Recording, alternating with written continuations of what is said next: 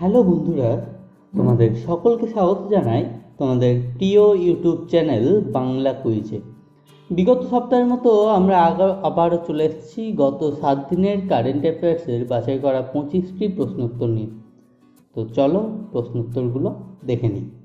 প্রথম প্রশ্ন, প্রতি বছর কোন দিনটি international day of the girl child হিসাবে পালন করা হয়? International day of the girl child অর্থাৎ আন্তর্জাতিক কন্যা সন্তান দিবস। অপশনগুলো দেখব। Option A October 10, option B October 11, option C October 12, option D October 13। এটি সঠিক উত্তর হয়ে যাবে অপশন বি অক্টোবর 11।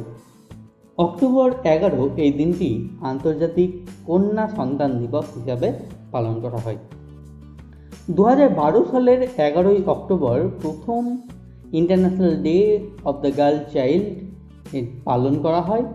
2020 সালের আন্তর্জাতিক কন্যা সন্তান দিবস এর থিম হলো মাই ভয়েস আওয়ার ইকুয়াল ফিউচার। তো 2020 সালের থিম হচ্ছে মাই ভয়েস আওয়ার ইকুয়াল ফিউচার। চলে আসছি পরের প্রশ্নে।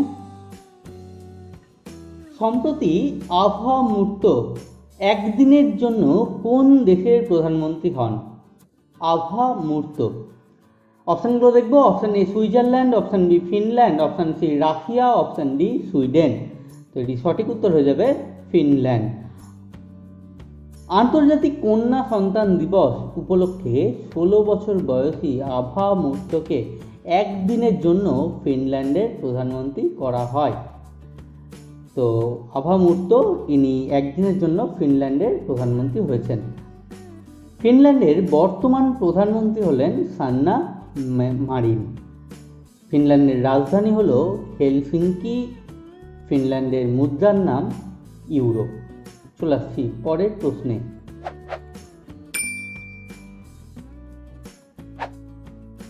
The Khalistan Conspiracy, a former R&AW officer, unravels the path to 1984 বইটির লেখক কে? The Khalistan conspiracy, a former R&AW officer, unravels the path to 1984 বইটির লেখক কে? Option A Samant Goel, option B Rajendra Khanna, option C GBS Sidhu, option D Alok Joshi. এটি সঠিক উত্তর হয়ে যাবে option C GBS Sidhu. R&AW, যাকে আমরা র নামে চিনি, সেই R&AW এর পুরো কথা হচ্ছে রিসার্চ অ্যান্ড অ্যানালিসিস উইং। এর প্রাক্তন আধিকারিক GBS সিধু ইনি the Khalistan conspiracy, a former R&AW officer, unravels the path to 1984 এই বইটি লিখেছেন। তার লেখা আরেকটি বই হলো Sikkim dawn of democracy, truth behind the merger with India. এই বইটিও তিনি লিখেছেন, অর্থাৎ GBS সিধু লিখেছেন। R&AW এই রয়ের সদর দপ্তর হলো নতুন দিল্লি। বর্তমানে রয়ের প্রধান হলেন সামন্ত গোয়েল। চলে আসছি পরের প্রশ্নে। প্রতিরক্ষা মন্ত্রী রাজনাথ সিং সম্প্রতি কোন রাজ্যে 450 মিটার দৈর্ঘ্যের নেচিফু টানেল এর উদ্বোধন করলেন? Option A Himachal Pradesh, option B Uttarakhand, option C Assam, option D Arunachal Pradesh. তো এটি সঠিক উত্তর হয়ে যাবে অপশন ডি অরুণাচল প্রদেশ। এটি চীন সীমান্তে ভারতের দৃষ্টিকোণ থেকে একটি বড় প্রাপ্তি বলে মনে করা হচ্ছে। বর্তমানে অরুণাচল প্রদেশ রাজ্যের রাজধানীর নাম ইটানগর, মুখ্যমন্ত্রী হলেন পেমা খান্ডু এবং সেই রাজ্যের রাজ্যপাল হলেন BD মিশ্রা। চলে আসছি পরের প্রশ্নে। প্রথম কোন রাজ্য সরকারি শিক্ষাকে সম্পূর্ণরূপে ডিজিটাল করে তুলেছে? অপশনগুলো দেখবো। Option A Kerala, option B Maharashtra, option C Gujarat, option D Punjab. তো এটি সঠিক উত্তর হয়ে যাবে অপশন এ কেরালা। কেরালার রাজধানী তিরুবনন্তপুরম। কেরালার বর্তমান মুখ্যমন্ত্রী হলেন পিনারাই বিজয়ন। কেরালার বর্তমান রাজ্যপালের নাম আরিফ মোহাম্মদ খান। চলে আসছি পরের প্রশ্নে। সম্প্রতি ভারতের কতগুলি সমুদ্র সৈকত ব্লু ফ্ল্যাগ স্বীকৃতি পেয়েছে? অপশন হলো option A 5, option B 8, option C 10 এবং অপশন ডি 12। এটি সঠিক উত্তর হয়ে যাবে 8।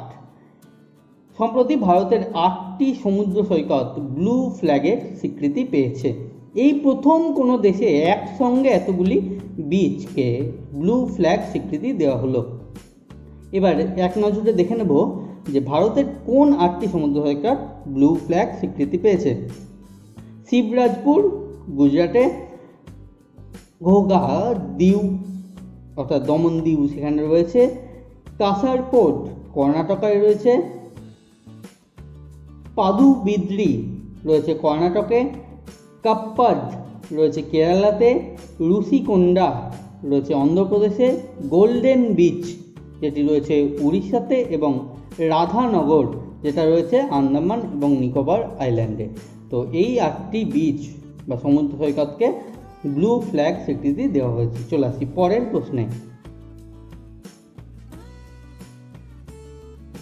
পল আর মিলগ্রম এবং রবার্ট বি উইলসন ইনারা কোন বিষয়ে 2020 সালের নোবেল পুরস্কার পাচ্ছেন?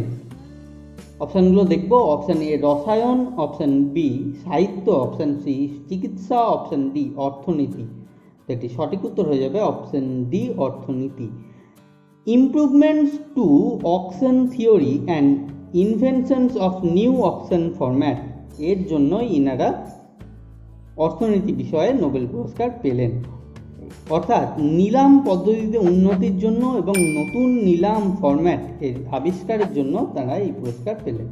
চলে আসছি পরের প্রশ্নে। ভারতের প্রথম স্বদেশীয় ক্রুজ মিসাইল এর নাম কি? Option A Agni, option B Dhanush, option C Nirbhay, option D Pratyay. এটি সঠিক উত্তর হয়ে যাবে অপশন সি নির্ভয়।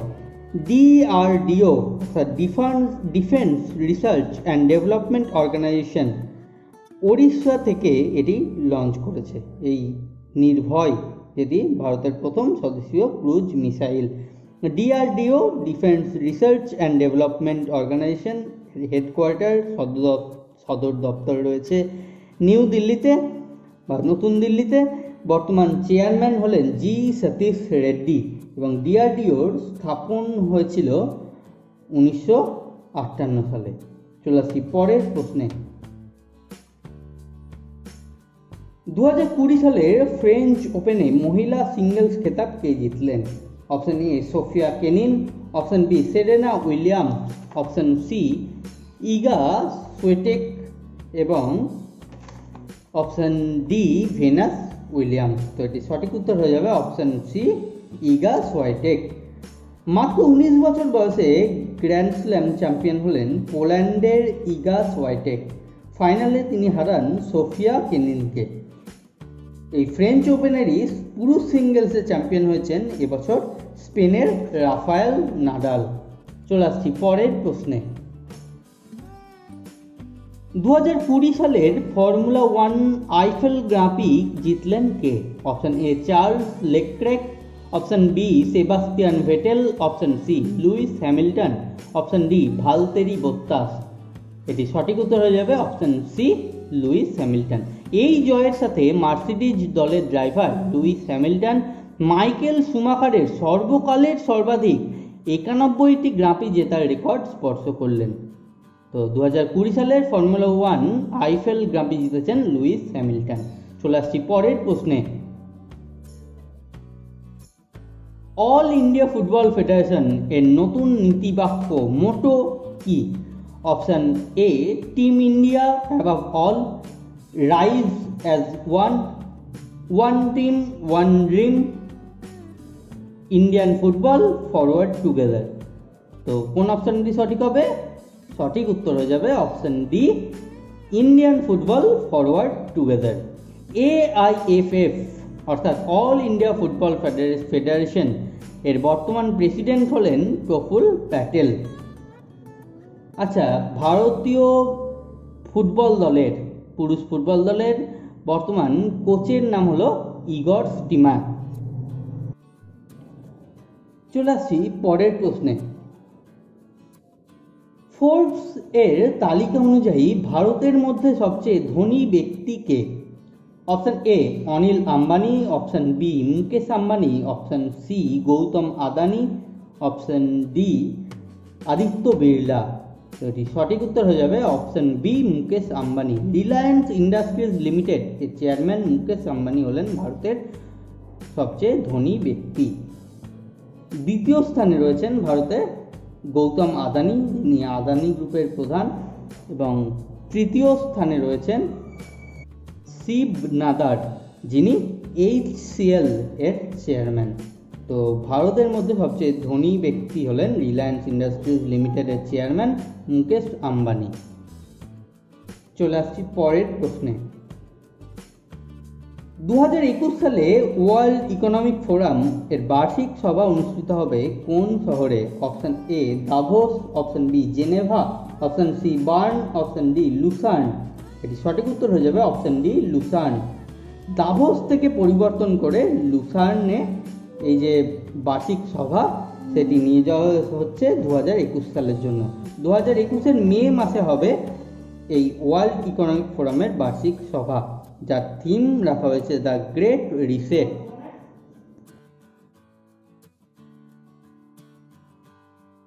আর্টন ক্যাপিটাল এর world's most powerful passports index 2020 অনুযায়ী ভারতের স্থান কত? অপশনগুলো দেখব। Option A 44, option B 50, option C 58, option D 75। এটি সঠিক উত্তর হয়ে যাবে option C 58। World's most powerful passport index 2020, সেখানে শীর্ষে রয়েছে নিউজিল্যান্ড। নিউজিল্যান্ডের বর্তমান রাজধানী ওয়েলিংটন। নিউজিল্যান্ডের বর্তমান প্রধানমন্ত্রী হলেন জেসিন্ডা আর্ডেন। নিউজিল্যান্ডের মুদ্রার নাম New Zealand dollar. New Zealand cricket team বা বিভিন্ন নিউজিল্যান্ডের যে টিম রয়েছে সেগুলোকে ব্ল্যাক ক্যাপস বা কিউই বলা হয়। চলে আসবো পরের প্রশ্নে।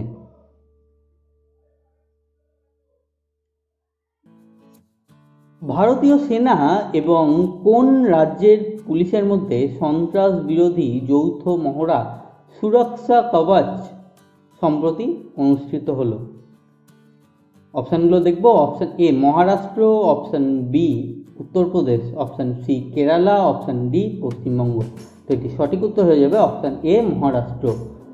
মহারাষ্ট্র এবং ভারতীয় সেনার মধ্যে যৌথ মহড়া, সন্ত্রাস বিরোধী যৌথ মহড়া সুরক্ষা কবচ সম্প্রতি অনুষ্ঠিত হয়েছে। মহারাষ্ট্রের রাজধানী মুম্বাই। মহারাষ্ট্রের বর্তমান মুখ্যমন্ত্রী উদ্ধব ঠাকরে। মহারাষ্ট্রের বর্তমান রাজ্যপাল ভগৎ সিং কোশিয়ারি। আচ্ছা, ইন্ডিয়ান আর্মি যখন কথা এলো বা ভারতীয় সেনার ইন্ডিয়ান আর্মির বর্তমান প্রধান হলেন মনোজ মুকুন্দ নারাভানে। ইন্ডিয়ান এয়ারফোর্স অর্থাৎ ভারতীয় বিমান বাহিনীর প্রধান হলেন রাকেশ কুমার সিং ভাদৌরিয়া। ইন্ডিয়ান নেভি বা ভারতীয় নৌসেনার প্রধান হলেন admiral Karambir Singh.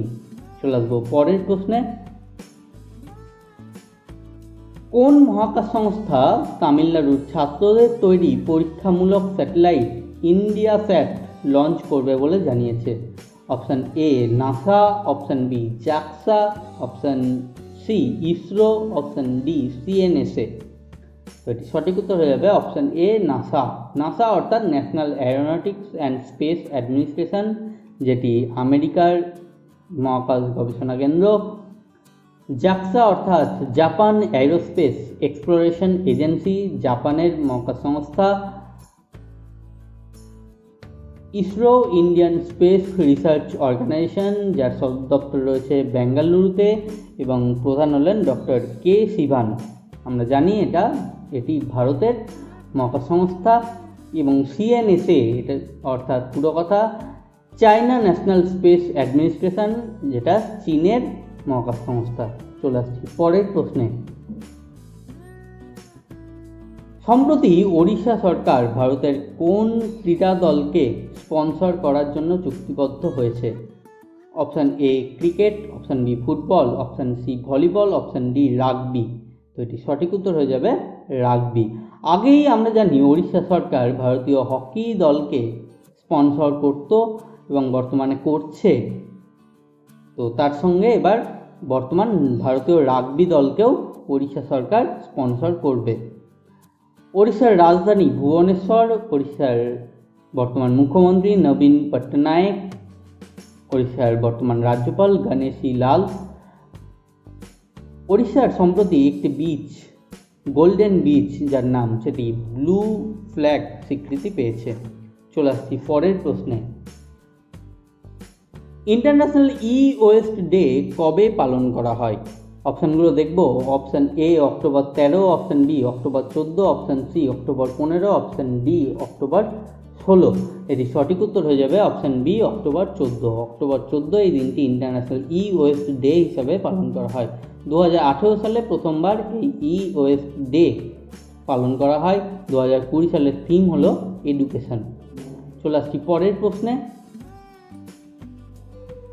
The national authority of ship recycling কোথায় গড়ে উঠতে চলেছে? Option A Visakhapatnam, option B Mumbai, option C Kochi, option D Gandhinagar. এটি সঠিক উত্তর হয়ে যাবে গান্ধীনগর। গুজরাটের গান্ধীনগরে the national authority of ship recycling গড়ে উঠতে চলেছে। চলে আসছি পরের প্রশ্নে। Mister prime minister we shrank the dragon বইটি কে লিখেছেন? Option A Siddharth Singh, option B Neeraj Pandey, option C Pradeep Gudha, option D Vikram Sheel. তো এটি সঠিক উত্তর হয়ে যাবে অপশান সি প্রদীপ গুড়হা।